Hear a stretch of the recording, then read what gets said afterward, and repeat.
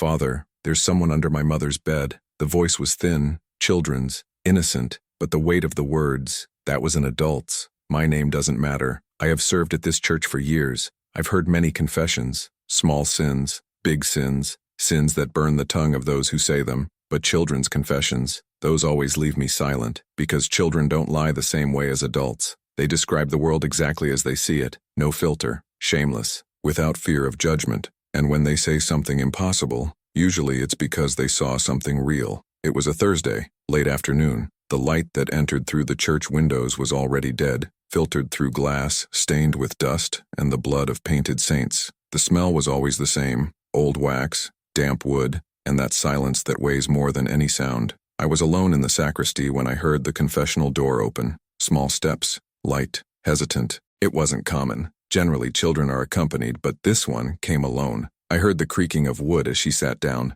short breathing, the nervous silence of someone who wants to speak but doesn't know how to start. I waited. I always wait, because forcing a confession never works. The words need to come out on their own, like blood from a wound. I sat on the other side of the railing. I adjusted the stole over my shoulders. I took a deep breath. "You can begin, my daughter." Silence. Just her breathing on the other side. Like, nervous. Then, a low clearing of the throat, as if she was rehearsing the words before saying them. "Father, I don't know if I can tell you." Her voice was shaking, but not from fear. It was something else. Doubt, as if she herself didn't believe what she was going to say. "Here you can say everything," I replied slowly. "God listens, and I listen without judging." Another silence, longer this time. I heard the rustle of fabric. She must have been fidgeting with her hands. Children always do this when they are nervous. Twist your fingers. They pull the clothes. They hide their faces. So she started. "There's someone under my mother's bed." I waited. I let the words float in the air between us. Children sometimes confuse dreams with reality. Monsters in the closet, shadows on the wall, ghosts that disappear when the light turns on. "And how do you know that?" I asked kindly. No rush. "Because I saw it." My spine stiffened. The way she said it, so simple, so direct, no hesitation. "Did you see what exactly?" "The feet. Feet. Not the person, not the face, just the feet. They were big," she continued, in that very calm voice. "The size of my father's shoes, but they weren't his." "How do you know they weren't your father's?" "Because my father is always working at night. He's never home at that time." I felt a chill go up the back of my neck. Her words were precise. Clara's, without beating around the bush. "And your mother, does she know there's someone there?" The child took a while to respond. I heard her breathing quicken. "I think so." This was no ordinary confession. I had already heard stories of betrayal, of husbands discovering lovers, of wives covering up secrets, but coming from a child, it was different, because she wasn't confessing a sin of hers. She was exposing someone else's sin, and I didn't even know that. "Did you tell anyone?" I asked, measuring each word. "No." "Why?" "Because my mother said I dreamed it." "Oh, so the mother knew." And he silenced his daughter, denied, lied. It made the child doubt what he had seen with his own eyes. It's always like this. Adults lie, children believe, until they don't believe it anymore. "When was that?" "Yesterday." "And are you sure about what you saw?" She hesitated. I heard the wood of the confessional bench creak as she moved. I think so." But the doubt was there, because no one had believed her, not even the mother. Neither does the father. And when a child is not believed, they begin to doubt themselves. You start to think you invented everything, that it was just a nightmare, that maybe I'm going crazy, but I needed to know more because something in her voice told me this was real, very real. "What did you do when you saw the feet?" I stood still. "Where were you?" "At the bedroom door. I was going to call my mother." "And what exactly did you see?" "The feet, sticking out from under the bed, like someone was lying there." My stomach tightened. The image was too clear, too specific. "Did he see you?" "I don't know." "Was your mother in the room?" "Yes." "And what did she do?" Long silence. Heavy. I could hear her heart beating. Or maybe it was mine. She was talking quietly. My stomach tightened even more. "With who?" "I don't know." But she knew. I just didn't want to admit it, because admitting would mean accepting, and accepting, it hurts. "Was she loud?" "No." Very quietly, like when she doesn't want me to hear. "And did you listen?" "Just a little." "What?" Pause. Long. She said, "Be quiet. Be quiet." 2 words. Just 2. But they said it all. Because whoever asks for someone to be quiet, you know someone can hear. You know someone might find out. You know you're doing something wrong. I took a deep breath. I brought my hands together. I looked at the wooden railing that separated us, but I couldn't see her face. Just the small silhouette. Fragile. He spoke innocently, but each word sounded like a riddle. That's what I was feeling. Every sentence of hers carried something greater, something she didn't understand. but I perhaps began to understand. Are you afraid of him? I asked. From who? From the man under the bed. Pause. No. Why? Because he never leaves there. That answer froze me, because it meant one thing. He was there more than once. It wasn't an accident. It was not an unexpected visit. It was something planned, routine, normal. How many times have you seen this? 3. 3 times. 3 nights. And no one believed her. Always at the same time? Yes, always when my father goes to work. And your mother? Does she always say you dreamed it? Yes. What about your father? Does he know? No. You never told him? My mother said not to tell. Of course, because telling would be destroying everything. It would be admitting it. It would destroy the family. So the mother preferred to silence her daughter. He preferred to make the child carry that weight, that secret, alone. Do you know his name? No. Do you know what he looks like? I only saw the feet. What about the shoes? Black, big, with a white line on the side. Too much detail to be a lie. Children don't invent details like that. They describe what they see, and she saw it. And the smell? I asked. Children always notice smells. Smell? Did you smell anything different in the room? She thought. Yes. Cigarette. Cigarette. One more detail. One more proof. Does your father smoke? No. And your mother? No. So the man smoked and left the smell behind. Like a trail. Like a subscription. I should have ended it there. Should have given a blessing. Prayer advised. Told her to trust her parents. But I couldn't. Because something in her voice, something in the way she spoke, told me that this wasn't going to end well. That there was something more. Something that hadn't been said yet. My daughter, I began slowly. You must promise something. What? If it happens again, if you see the feet again, you tell me, okay? She was silent. I heard her breathing hitch. Right? I insisted. Right. But her voice sounded weak, as if she didn't believe I could do something, as if no one could. She left the confessional without making a sound. I heard the small steps moving away, the church door opening, closing, and then silence. That silence that remains after a heavy confession. That silence that weighs on your shoulders, that tightens the chest. I stood there alone with my hands still shaking, because I knew this wasn't just a story of betrayal. There was something more, something wrong. I spent the rest of the night thinking about it. There's someone under my mother's bed. Why would someone hide under a bed? Why would a mother lie to her own daughter? And why the hell, did that man never leave there? Except when the father went to work, always at the same time, always with the same ritual, always leaving the same cigarette smell in the air. The next day the girl returned. This time, sooner, still sunny. She ran in, her steps quick, desperate. He knocked on the confessional door. Father, Father. I opened the door. She was panting, eyes wide, scared. What it was? He left. My heart stopped. Left out? What do you mean? He came out from under the bed. I saw it. When? This morning, when my dad went to work. I felt butterflies in my stomach, because that changed everything. If he came out, it meant he was no longer hiding. It meant he was comfortable. That maybe he lived there. That maybe he never intended to leave. Did you see his face? She shook her head quickly. No. He went out the window, but I saw the back. What was he like? Tall. Very tall. And he wore a black coat. And your mother? She was sleeping. Or pretending to be. Or preferring not to see. Not recognize. Don't admit it. Did he see you? I don't think so. Are you sure? I hid behind the door. Good girl. Smart. But not smart enough not to come back. Not smart enough to forget. Because children don't forget. They keep it. They accumulate. Load. I didn't believe it until I saw the signs she described. At that moment I was still trying to rationalize. I was trying to find a logical explanation. A lover. A case. Something common. Something I had seen before. But there wasn't. Because if that kid was telling the truth, then something very dark was going on in that house. And I was the only one who knew. The only one who believed in her. Where do you live? I asked. She gave me the address. Well-known street. Quiet neighborhood. Small houses. Normal families. I promised I would look. That I was going to pray for her. That God would protect her. But deep down, I knew I needed to do more. Because God does not always act alone. Sometimes, He needs witnesses. That night I passed by her house. I didn't plan, but I couldn't help it. Something pulled me. Something forced me. The street was empty. Silent. Just the distant sound of a television. Of a barking dog. The house was small. Windows closed.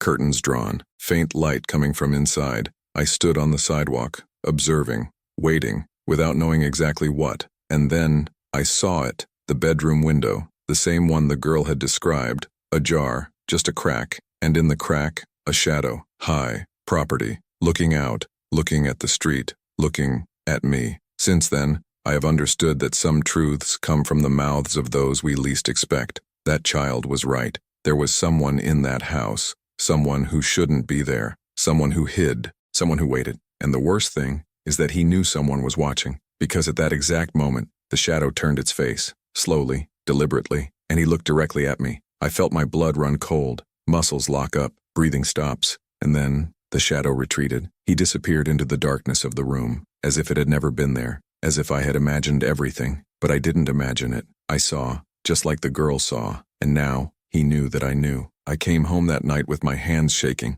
I couldn't sleep. Every time I closed my eyes, I saw that shadow in the window, high, property, watching me, as if he knew exactly who I was, as if he was waiting for me to do something, or waiting for me to do nothing. I spent the whole morning thinking, trying to understand, because there was something wrong with that whole story, something that didn't fit. A man hiding under a bed. I understood that. A case, a lover, something dirty but common. But why did he spend so much time there? Why did he only go out when his husband went to work? And why? Why the hell had he looked at me like that? The next morning, I returned to church earlier than usual. The sun had not yet fully risen. The light was gray, cold, lifeless. I opened the church doors and lit the candles. The smell of melted wax filled the air. I knelt before the altar and prayed. I asked for clarity. I asked for protection for that child. I asked God to show me what to do. But God did not respond. He never responds directly, just watch and expect us to make the right decisions. I was finishing the prayer when I heard the door open. Light steps. Acquaintances. It was her, the girl, again, third day in a row. I got up and turned around. She was standing at the entrance, the dim light hitting her back, creating a small, fragile silhouette against the emptiness of the street. "Good morning, my daughter," he said, trying to keep his voice calm. She didn't respond. He just walked towards me, slowly, his eyes fixed on the ground. When he got close, I noticed something. She was different. Deeper eyes, paler skin, as if I hadn't slept, or like I saw something I shouldn't have. "Are you well?" I asked. She shook her head. "No." "What happened?" She opened her mouth, but the words took a while to come out. When they left, they were barely a whisper. "He's back." My stomach tightened. "When?" "Last night after you went there." I froze. She had seen me, or he had seen me, or both. "Did you see me on the street?" I asked. "Yes, from my bedroom window." "What about him? Did he see me?" She looked down. "I think so." Shit. I had been reckless, naive. I thought I could observe without being noticed. But he had seen me. And now? Now what? What was he going to do? What was the mother going to do? "Did your mother say something?" I asked. "No. She doesn't know I saw you." Relief. Small, but relief. "What about him? Did he say something?" "No, but he stayed longer. More time. Under the bed. Waiting. Observing." "How long?" "I don't know. I slept." "What about this morning? Was he still there?" "No. He had already left." I sat in one of the church pews. I motioned for her to sit next to me. She obeyed, but kept her distance, as if he was afraid of getting too close, to be seen, to be discovered. "I need you to tell me everything," he said. "Everything you remember, every detail, no matter how small." She took a deep breath. "It's okay. Let's start at the beginning. When was the first time you saw feet?" "It's been 2 weeks." 2 weeks. Not 3 times. Much more. "And you saw it every time?" "No, only when I wake up at night." "And why do you wake up at night?" She hesitated. "Because of the noise." Noise. Here it was. The first real clue. "What kind of noise?" "Footsteps." "In the hallway." "Your mother's footsteps?" "No. Heavier." "Does he walk around the house?" "Sometimes. When my father is already gone." So he wasn't just under the bed. He walked. Explored. It moved. As if the house were his. And his mother? What does she do when he walks? Nothing. She stays in her room. "Do they talk?" "Sometimes." "Can you hear what they say?" "No. It's always low." But one time, she stopped. "Once what?" "I heard her crying." Crying. That changed everything. Because women who cheat don't cry. Not like that. Not with lovers. Was she crying loudly? No. Quietly. Like when she doesn't want anyone to hear. And what did the man do? I don't know. I went back to the room. Smart. But not smart enough not to come back. "What about the shoe? You said it has a white streak. Are you sure?" "I have. Have you seen this shoe anywhere else?" She thought. "No. Just under the bed." "And the smell of cigarettes? Have you smelled it other times?" "Yes. Every time he stays there." I took a paper and a pen. I started taking notes. Black shoe with white stripes. Cigarette smell. Above average height. Black coat. Doesn't talk much. He walks around the house when his father leaves. The mother cries. It stays under the bed for hours at a time. I went out the window. It's been there for at least 2 weeks. "Is there anything else you remember?" "Anything. Hair color, voice, way of walking." She scratched her head. He limps." I stopped writing. "Lame?" "Yeah. On the left side, I saw him go out the window. A brand. A unique feature. Something that could be tracked." "Anything else?" "He has a tattoo." My heart accelerated. "Where?" On his arm. I saw him reach out to open the window. What kind of tattoo? A number. What number? I don't know. I didn't have time to see it properly, but there were several of them, like a code. A code. Numbers. Tattoo on arm. This was no ordinary lover. That was something else. Something darker. More dangerous. Did you tell anyone about this? No. Not even for your mother? No. Why? Because she was going to say, I dreamed again. Of course. Because the mother didn't want to know. I didn't want to admit it. She didn't want to recognize that there was a marked man, limping with tattooed numbers, hiding in her house, living like a ghost, existing only in the shadows. Is your mother scared? I asked. She looked at me. For the first time, her eyes met mine, and in them, I saw something. Something that shouldn't be in a child's eyes. Something old. Something tired. Yes. Are you sure? Yes. She doesn't sleep well, and she always looks at the door, as if she's waiting for someone to come in. Fear. The mother was afraid. So she wasn't a willing lover. It was something else. Something forced. Something wrong. What about your father? Does he realize something is wrong? No. He's never home. And when is he? My mother stays quiet, doesn't talk much, and he doesn't leave the room. Him, the man under the bed. Even when his father was at home, he was still there, hidden, waiting, like a predator, like something that cannot be seen but is always there. Are you afraid of him? I asked. She thought. It took a while to respond. I don't know. Like this? He's never done anything to me. He's never spoken to me. He just exists. It just exists. Like a shadow, like a secret, like something that shouldn't be there but is, and nobody knows what to do. Nobody knows how to remove it. I took a deep breath. I looked at the notes. I tried to put the pieces together. A man who hides. What a limp. Who has numbers tattooed on them. Who doesn't leave the house. That makes the mother cry. Who observes.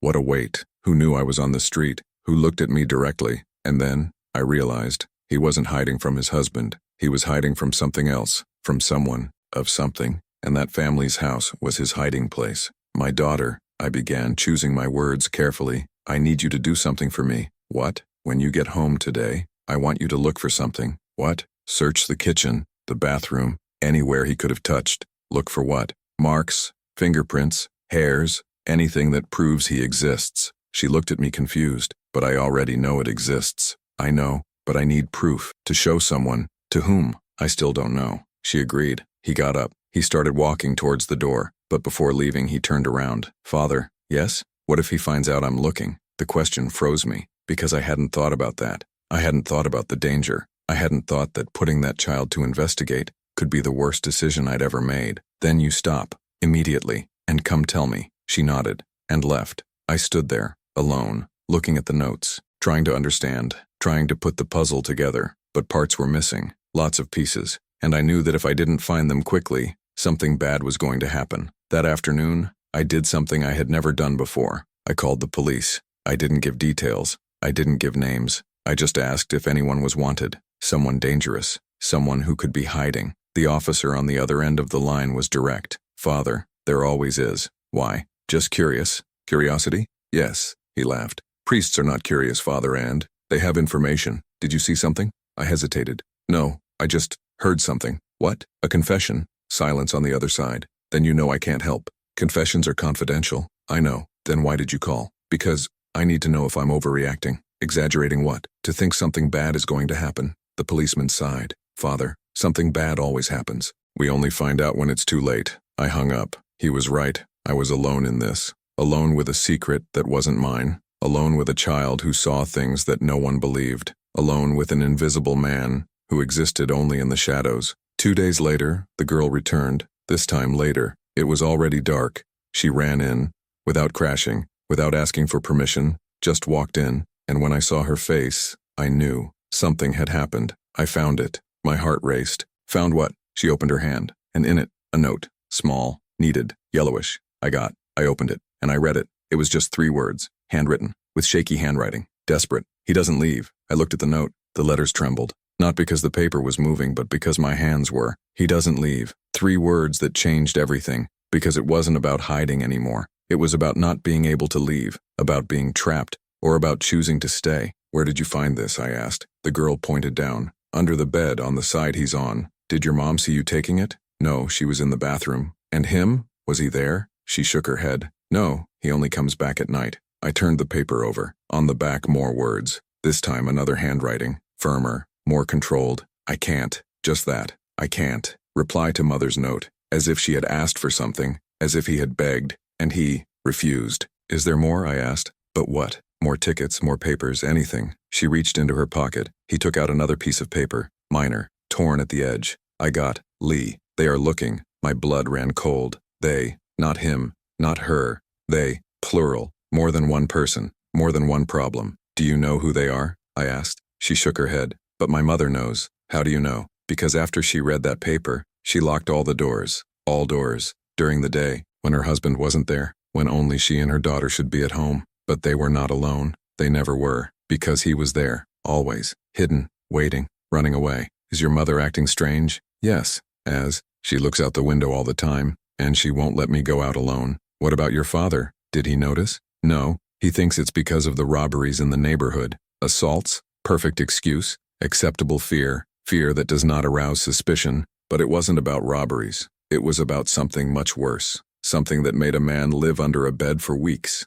Something that would make a mother lock the doors and watch the windows. Have you ever seen someone strange on the street? I asked. She thought, there's a car. What car? Black. Stands on the corner sometimes. Always the same? I think so. Did you see who's inside? No. The windows are tinted. A black car. Dark glasses. Standing on the corner. Observing. Waiting. Looking for. They were looking. And maybe they had already found it. When was the last time you saw this car? Yesterday. What time? In the morning. When I went to school. Was he still there when you came back? No. I kept the tickets in my pocket. I took a deep breath. I tried to organize my thoughts. A man running away, a woman protecting, a child watching, and someone looking. They were not separate pieces. It was all connected, and the center of it all was that house. You need to be careful, he said. With what? With everything. Don't talk to strangers. Don't be alone on the street. And most of all, don't let anyone know that you told me this. Why? Because if they find out that you know, you'll be a problem. I saw the fear in her eyes. That fear that children shouldn't know. That fear that steals innocence and leaves scars. But it was necessary, because the truth was this. She was in danger, and I didn't know how to protect her. That night I couldn't pray. I sat in the sacristy looking at the tickets, trying to decipher, trying to understand. He doesn't leave. Why not? I can't. Can't what? To go out? Leave? Leave her alone? They are looking. Who? Police? Criminals? Creditors? I picked up the phone. I dialed the number I had written down a few days ago. The police officer answered on the third ring. Hello? It's me, the priest who called the other day. Ah, the curious thing. I need to know something. What? Is there anyone on the run? Anyone dangerous who might be hiding? Silence on the other side. Father, there always is. But why do you want to know? Because I think I saw something. Did you see or hear? Both. In confession? No. Out of it. Then you can talk. I hesitated. A man, high, lame in the left leg. He has numbers tattooed on his arm. More silence. But this time, it was different. Heavy. As if the police officer knew something. Father, are you sure? I have. Tattooed numbers. What kind of numbers? I don't know. But they sounded like code. How many digits? I don't know. I heard the sound of papers being shuffled. Computer keys. Heavy breathing. Father, if you saw what I think you saw, you need to call now. Give the address. And get away. Why? Because this man is no ordinary fugitive. He is dangerous. Very dangerous. My stomach tightened. What did he do? I can't talk on the phone. But, Father, if he is where you think he is, there is a family at risk. I know. No, you don't know. This man, he doesn't run away alone. He always takes someone. The line went dead. Not because it fell, but because I couldn't answer. Because the police officer's words echoed in my head. He always takes someone. Where does it take you? For what? And who is he going to take this time? Father, are you still there? I am. Give me the address. Now. I looked at the tickets. For the words written with desperation, I can't. What do you mean you can't? Confession's secret. But you said it wasn't in confession. A child told me. She trusted me. If I give her the address, she'll never trust anyone again. The policeman sighed, frustrated. Father, you are making a mistake. Maybe, but it's my mistake to make. I hung up. I stood there, alone, with the weight of the decision, because I knew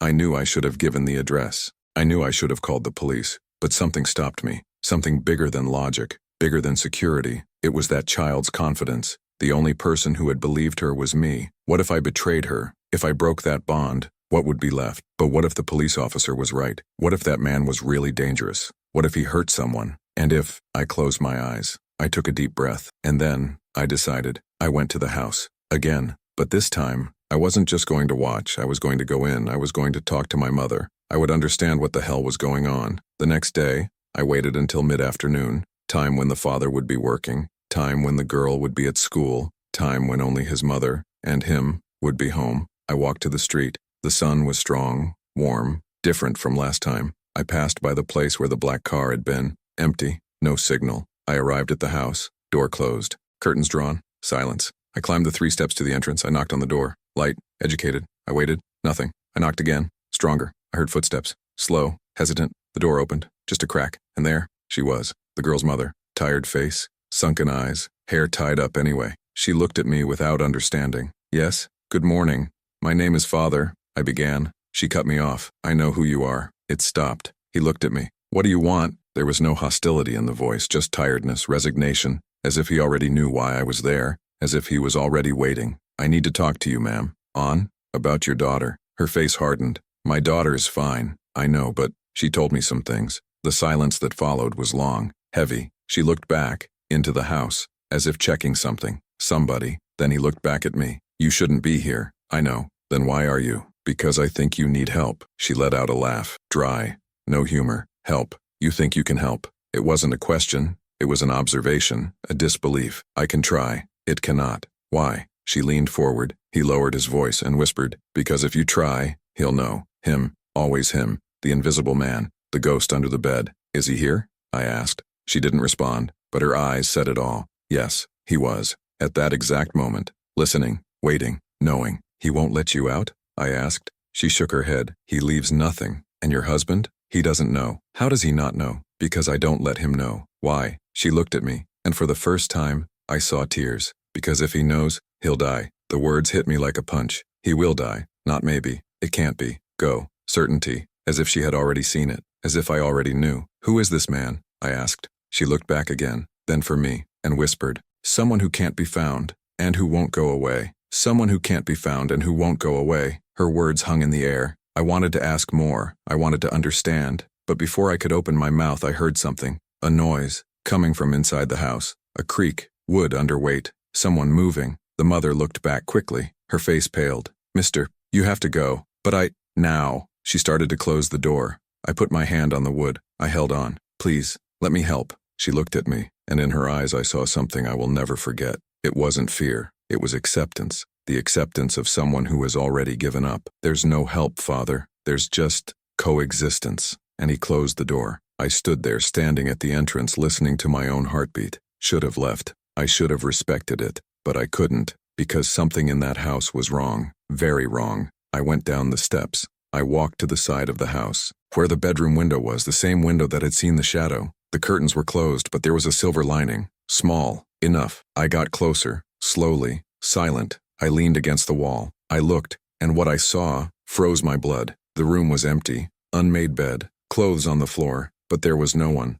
Not even the mother. Neither does he. The bedroom door was ajar. I could see part of the corridor. And then, Mom passed by, walking slowly, carrying something. A tray, with food, a glass of water, as if I were serving someone. She entered another room, one I couldn't see from here. I waited, seconds that felt like hours. Then she left, without the tray, empty hands, the tense face, and he went back to the room. He closed the door behind him. He sat down on the bed, and he put his face in his hands. That's when I realized. She wasn't protecting a lover. I was feeding a prisoner, or being a prisoner of someone she fed. The difference was small, but crucial. I moved away from the window. I went back to the street. I walked quickly, far from that house, far from that secret that grew and swallowed everything around. When I arrived at the church, I locked myself in the sacristy. I sat down. I breathed. I tried to understand. A man who cannot be found. Tattooed numbers. Someone looking. A car watching. A mother feeding. A father who doesn't know. A child who sees everything.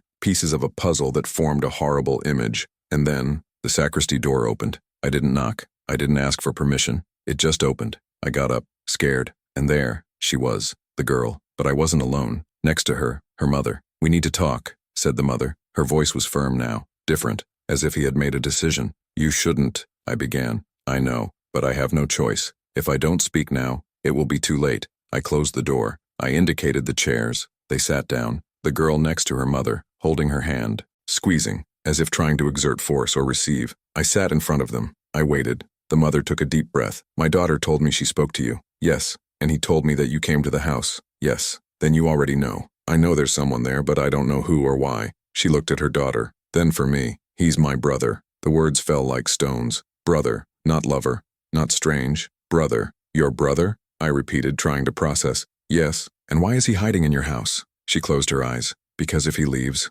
they'll kill him. They. Again. Always them. Who are they? I asked. People he owes. A lot. Money he can't pay. Debt for what? Of gambling. Of loan. Of things he shouldn't have done. Game. Loans. The type of debt that cannot be paid with money. That is paid in blood. How long has he been there? 5 weeks. 5 weeks. Not 2. The girl had started seeing it 2 years ago. But he was there long before. And your husband doesn't know? No. He works at night. He sleeps during the day. He hardly stays at home. And when he does, my brother doesn't make any noise. He doesn't exist. But how is that possible? How does a man live under a bed for 5 weeks? He doesn't just live there. During the day, when my husband goes out and my daughter goes to school, he goes out, eats, takes a shower, rests. But when they come back, he goes back under the bed. It was a routine, a system, a voluntary arrest. What about the food, the water? I take it when I can, when no one sees. What about the bathroom? There's a bucket. I empty it at dawn. I felt nauseous,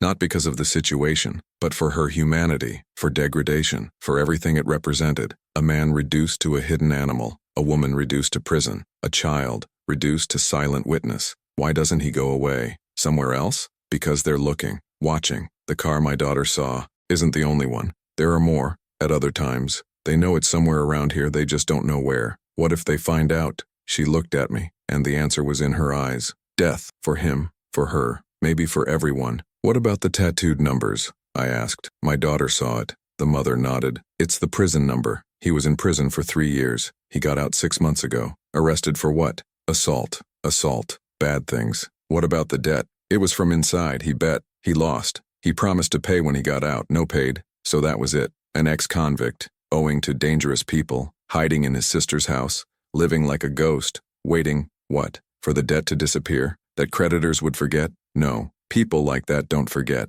People like that don't forgive. How much does he owe? 20,000. And do you have that money? No, not half. And him, even less. So there was no solution. There was no way out. Just time. Time until found. Time until they pay. All. Why are you telling me this? I asked. She looked at her daughter. Because she trusted you. And if she trusts, so do I. But I can't do anything. I know. Then why? Because if something happens, someone needs to know the truth. The truth. Always the truth. As if knowing would change anything. As if testifying was absolution. But it wasn't. Knowing only made you an accomplice. Testifying only shared the burden. Do you want me to talk to him? I asked. She hesitated. I don't know if he'll want to. But do you want it? Yes. Why? Because it's breaking. And I don't know how to hold the pieces together. Breaking. 5 weeks under a bed would break anyone. When? Tonight. My husband works late. And she looked at her daughter, is going to bed early. Okay. I agreed. I don't know why. I don't know what for. But I agreed. They left. I stayed.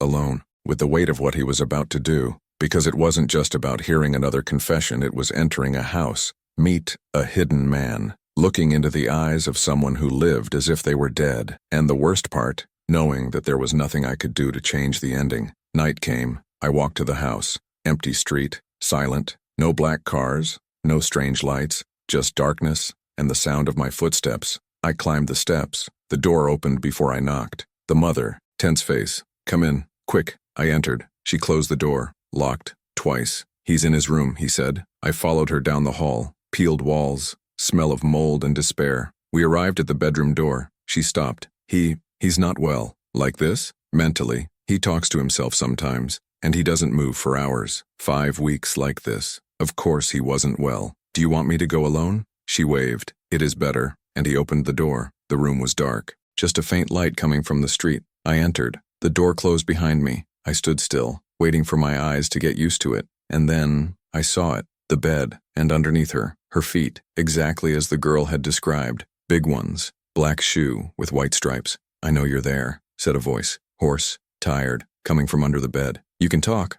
I won't bite. I got closer. Slowly. I knelt down. I looked under the bed, and there, he was, lying on your side. Eyes open, fixed on me. Bearded face, dirty. But the eyes were lucid. Tired, but lucid. My sister said you were coming, he continued. He said you're a priest. I am. And you came to save me? There was no sarcasm, just genuine curiosity. I don't know if I can. No one can. Silence. Heavy. True. Why don't you get out of there? I asked. He laughed. Dry. No humor. And go where? Anywhere. Any place has eyes. Here I am, invisible. Invisible. That was the word. He was not hidden. It was off, ceasing to exist. Your niece saw you, he said. He closed his eyes. I know. And she told you to me. I know that too. And you're not afraid? From what? Of being discovered. He opened his eyes. He looked at me. Father, I was already discovered. The day I came here. I'm just waiting for them to confirm. They. Always them. And when they confirm, that's it. How does it end? He looked at me. And for the first time, I saw real fear. Not what was going to happen to him.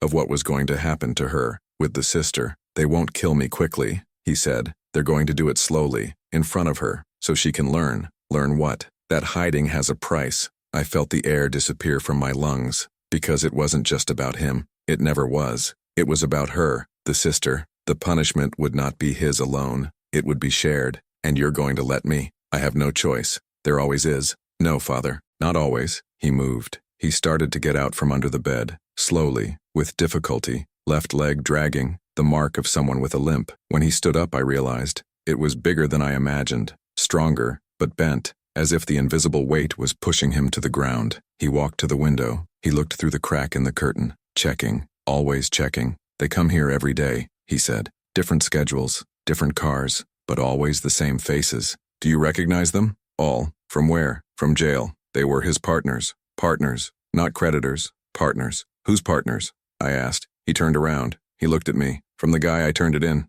And there it was. The truth. The reason for everything. Did you inform on anyone? He nodded. It was the only way to reduce the sentence. Half the time. I got out in 3 years instead of 6. And the guy you handed over? He got twice as much. 12 years. 12 years. Because of him. What about the debt? The debt is just an excuse. They want revenge. Revenge for what? Because the guy I turned in was their boss, their leader. Without him, the scheme fell through, and everyone got screwed. The word came out raw. True. So it's not about money. Never was. It's about making you pay. No, it's about making my sister pay too. Because she hid me. Because she chose to protect me. He tugged at his sleeve. He showed his arm. The tattoos. Numbers, but not just from prison. There was more. Dates. Names. And in the middle, one word. Recorded. Scarified. Not tattooed. Cut into the skin and allowed to heal. Traitor. I looked at the mark. Deep. Painful. Made with a blade. They did it? I asked. No, I did. I froze. You yourself? Yes.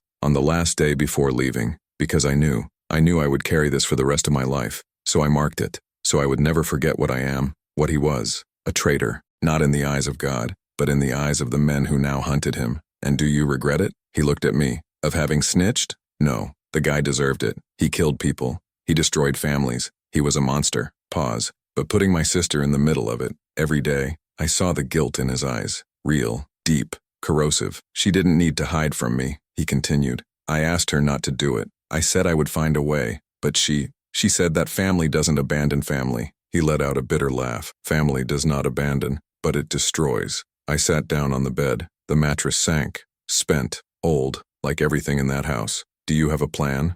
I asked. He had.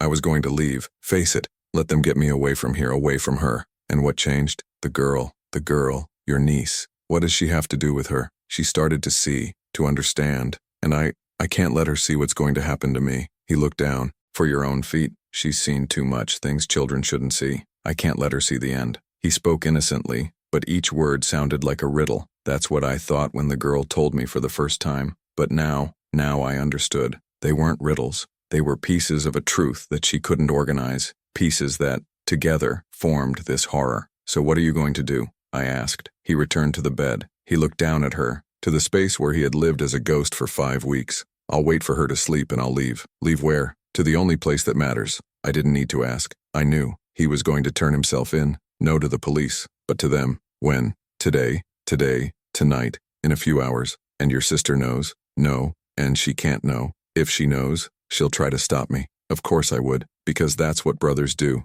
Protect, even when protection is impossible. And what do you want me to do? I asked. He looked at me. Stay with her. When I leave, don't let her follow me. That was it. My role. Do not save. Just hold on. Prevent her from witnessing the end. What if I don't make it? You can do it. You're a priest. She'll listen to you. I'm not so sure. It has to be. He knelt down. He crawled back under the bed, as if it were the last time, as if he was getting ready. "There's something I need you to know," he said from below. "What? When they catch me, it won't be quick. It'll take days maybe, and they'll leave the body somewhere she can find it." I felt my stomach turn. Why? So she can carry the image for the rest of her life, so she knows that hiding has consequences. He stopped. He took a deep breath. "So I need you to do something for me." "What?" "When they find it, you go there first, before her, and don't let her see." "How will I know where it will be?" "They'll let you know, they always do, it's part of the show." His voice was weaker now, tired, resigned. "Promise?" I hesitated, because to promise that was to promise to witness a horror. "Promise?"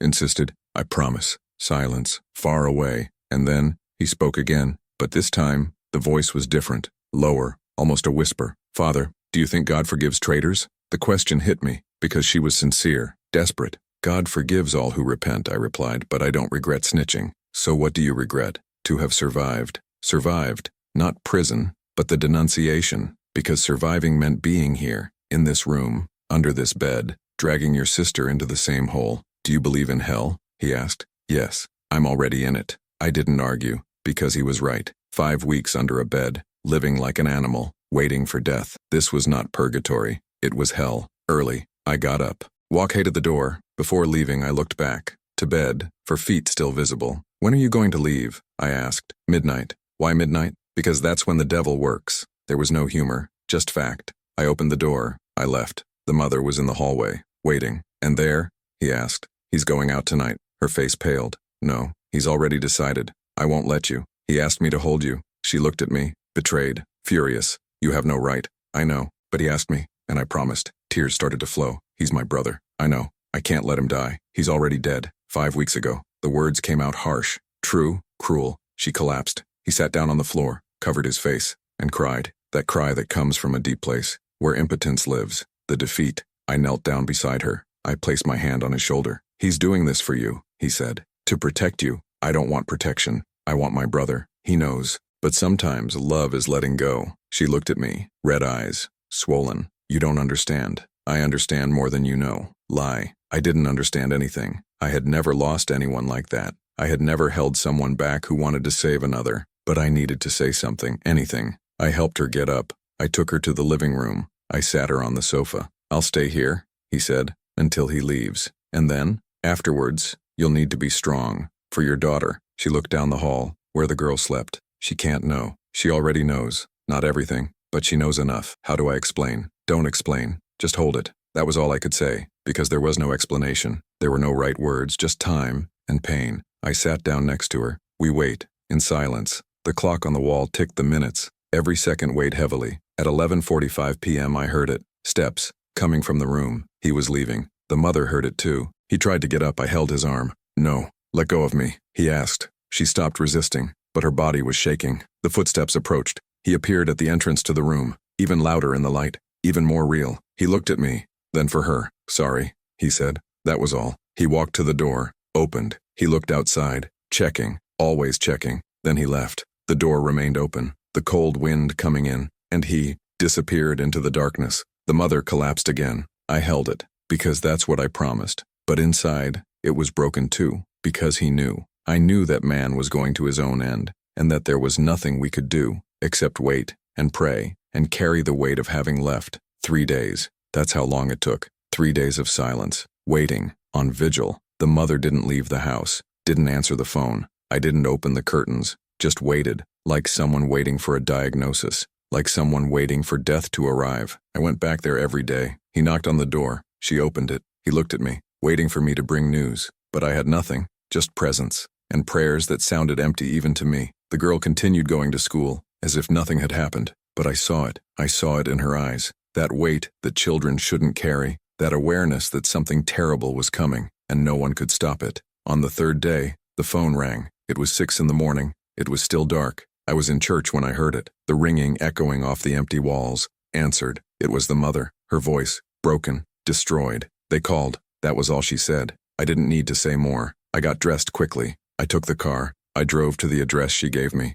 An abandoned land, on the outskirts of the city. Place where no one went, where no one saw. Perfect place to leave messages. I arrived before the police, before anyone else, as I had promised. The sun was beginning to rise. Weak light, gray, cold. I saw her car parked in the driveway. but she hadn't come down. It was inside, waiting, because he knew. I knew that if I saw it, I would never forget it. I walked across the land, high grass, trash scattered, smell of abandonment and death, and then I saw it, in the background, near a dry tree, a body, or what's left of it. I stopped. I breathed. I prepared myself, because I knew it would be recorded, that I would see every time I closed my eyes, but he had promised. So I continued. He was unrecognizable, not for the face was still his, but for what they had done. Days, not hours, days of torture, of suffering, payment, hands tied, feet tied, and on the chest, the word, cut, deep, bloody, traitor, the same word as the arm, but this time, recorded by others,